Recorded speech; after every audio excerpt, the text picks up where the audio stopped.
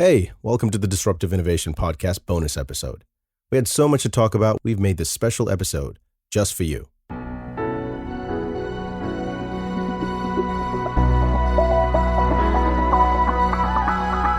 Okay, we're back. So Mike and Lee, you guys were talking software. Why don't we pick up that conversation for our listeners and maybe focus on some of the software-related companies that your VC is funding? That's great. And so, Lee, there's no question, right? We are living in a software-driven economy. If I look at enterprises and I look at the dramatic shift in where the power is in most companies, we've moved from the CIO and the IT department to the DevOps department, right? Every company is transforming itself into a digital enterprise.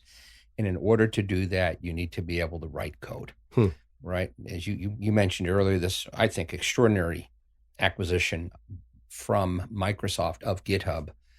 We're seeing so many different ways of training and educating coders, including these, immersive coding academies. Right. There's so much going on in the world of software development.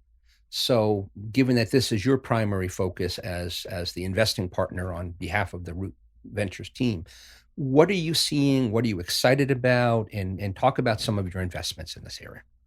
Yeah, so what we're really interested in, what I'm really interested in is what are the hard problems in software? And I think that is something that's never going to go away. Sort of what is easy and what is hard in software shifts over time, but there's always something hard. Mm-hmm. If you think back to when PayPal was founded, there's a really great story about, and I don't remember which executive, but they're all famous. But one of them on the phone with a bank, and the bank said, "Listen, there will never be a day when credit cards are processed on the internet. It doesn't." And so you go forward to Stripe now, and you can do it in 5 lines of code. Yeah. And so I think that floor is always rising, and I'm really interested in sort of what's at the very top of that waterline, I suppose.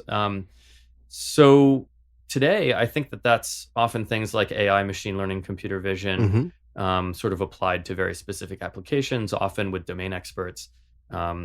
We work with a company called Instrumental that's using computer vision to do anomaly detection. So find out what are the defects of products coming off of a factory line. I mentioned Tortuga earlier, which is using computer vision in a novel way for agriculture. And also interested in, as the world changes, what are these kinds of waves that you can ride with software? So one company that we're working with is called Esper, and a company called Red Hat, a lot of your listeners may have heard of, was just a massive acquisition by IBM. I think it was $34 billion. $34 billion. $34 billion. So betting the farm on the entire thing. Yeah, absolutely. So Red Hat's about a 20-year-old company, might even be more than that. And their bet was basically Linux was becoming a more popular operating system. I think a lot of it was about web servers. Yep. And so they were like, well, look, if you're going to deploy this unsupported random open source thing and run your whole business on it, you're going to want enterprise support. You're going to want features that are sort of enterprise ready. We look today, web servers are very much commoditized.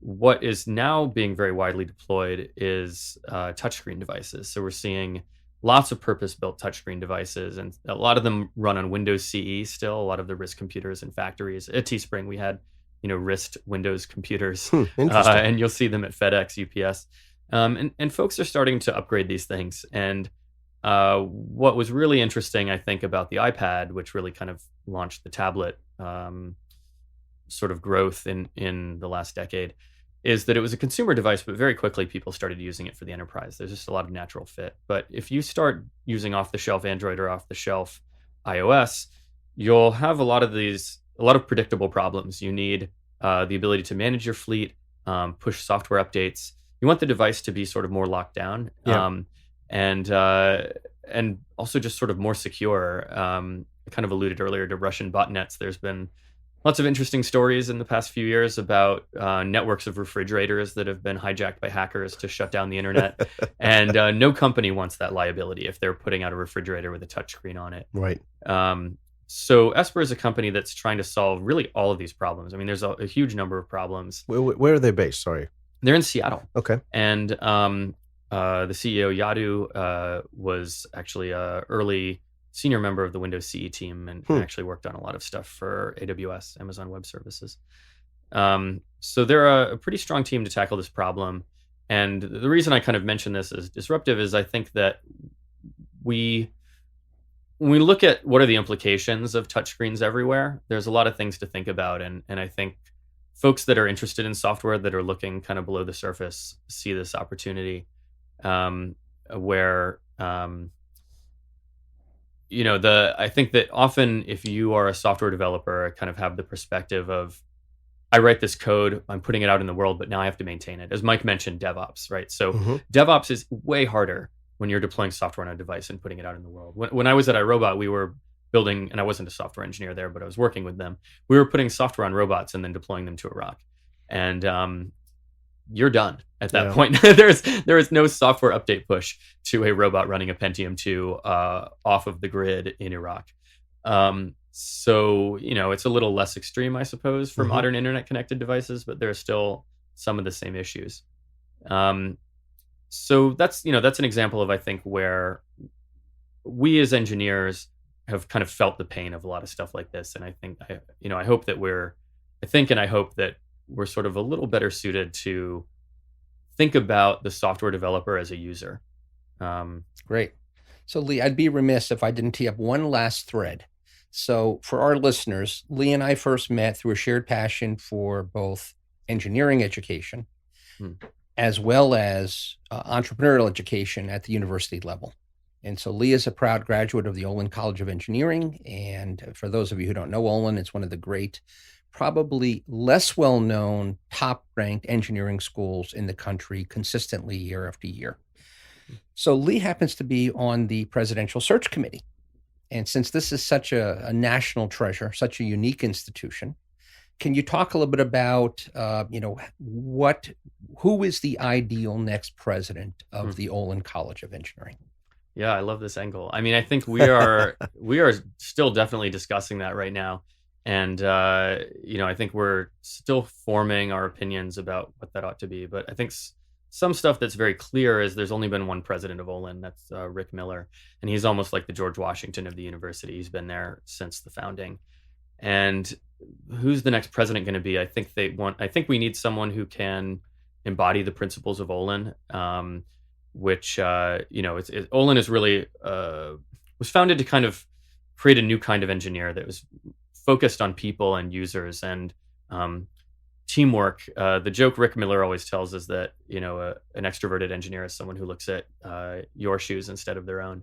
And I think Olin wants to take the engineer a little further than that. We have seen that with the founders of Lever, Skydio, Common Networks, a number of, early, because we haven't been around for too long, early but promising startups.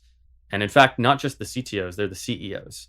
Sort of the public-facing folks with engineering backgrounds have come out of Olin. So I think that we're all looking for someone who can really embody that, but also sort of what's the next direction of Olin? What can they add? And I don't think we have answers to what that ought to be. But, if any of your listeners are interested in being president of an academic institution, a world-class, highly celebrated, incredibly innovative engineering institution, I may add. Fantastic. Well, listen, Lee, from my perspective, I was excited about this discussion. It was, surpassed my expectations. It's just really always fun to have a chat with you. So thank you so much for, I literally racing here through Boston traffic to join us in the studio. I know you've got another commitment. So from my vantage point, really great having you in the studio. We look forward to doing it again. And I certainly echo that. I think Mike's talked leagues about, we've gone through many discussions about some of the projects you're working on. And I certainly see a part two in this discussion and picking it up. But I also think you touched on a number of things that will resonate with our listeners. We've talked quite a bit about where are people who are thinking the right way being educated, where are they finding their sources of information and knowledge. So Olin sounds like the right kind of place, and the companies that are in the portfolio for Root, but also that represent alumni.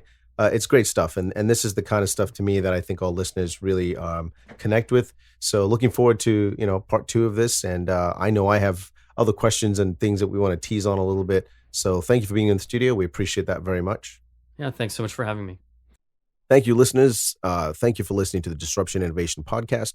If you like what you hear, please subscribe on any of your podcast platforms and give us 5 stars so we can keep doing this and bringing you the content that you love to hear. Thank you.